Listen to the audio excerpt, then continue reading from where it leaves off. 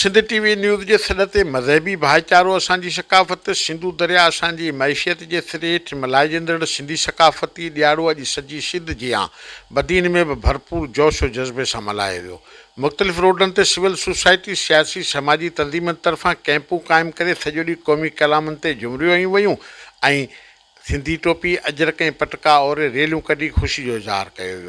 जॾहिं त ॾींहं जी शुरूआति सुबुह जो हर साल जीअं नेशनल स्कूल ऐं कॉलेज जी इमारत ते सिंध जे नक्शे वारो 60 फुट डिघो झंडो फड़काए कई वई। ॿारनि तरफ़ां मिठाइयूं खाराए, गुल विराए अमन जो पैगाम ॾिनो वियो ऐं सिंध जे आज पे ख़ुशहाली लाइ दुआऊं घुरियूं वयूं।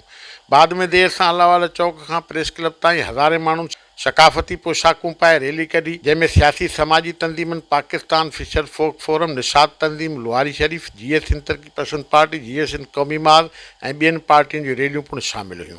रैली में शरीक माण्हुनि जो चवणु हो त ख़ुसूसी तौर ते सिंध टीवी ऐं सिंधी मीडिया जो थोराइतो आहियां जो हिन बहितरीनु प्रोग्राम खे इनकाद करण जे लाइ उन्हनि पंहिंजे हड़ा वड़ा ऐं वसां कोशिशूं कनि पिया। अॼु सॼी सिंध में ऐं बल्कि पूरे दुनिया में सिंधियुनि पारां जेको सो सकाफ़त जो ॾियारो मल्हायो पियो वञे। शुक्रगुज़ार सिंध टीवी जा जेको हर दफ़े सिंध जो आवाज़ असांजो अहिला आवारनि ते पहुचाईंदो आहे। सिंध टीवी वारनि खे मुबारकबाद हुजे जो हर साल जीअं हिन साल बि शायाना शान हवाले सां सिंध जे सकाफ़ती ॾींहं ते मज़हबी रवादारी ऐं सिंधु दरिया जी ॻाल्हि कई आहे। अलावाला चौक खां शुरू थींदड़ रैली मुख़्तलिफ़ रोडनि, स्टेशन रोड, कायदे आज़म रोड, शाह लतीफ़ रोड तां थींदी प्रेस क्लब पहुती, जिते मुख़्तलिफ़ सियासी समाजी तंज़ीमनि जे अॻवान ख़िताब कंदे मज़हबी रवादारी खे हमेशह जीअं जारी रखणु ऐं सिंधु दरिया मां गैर क़ानूनी कैनाल कढण ख़िलाफ़ सख़्तु मज़ामत करण जो वचन कयो।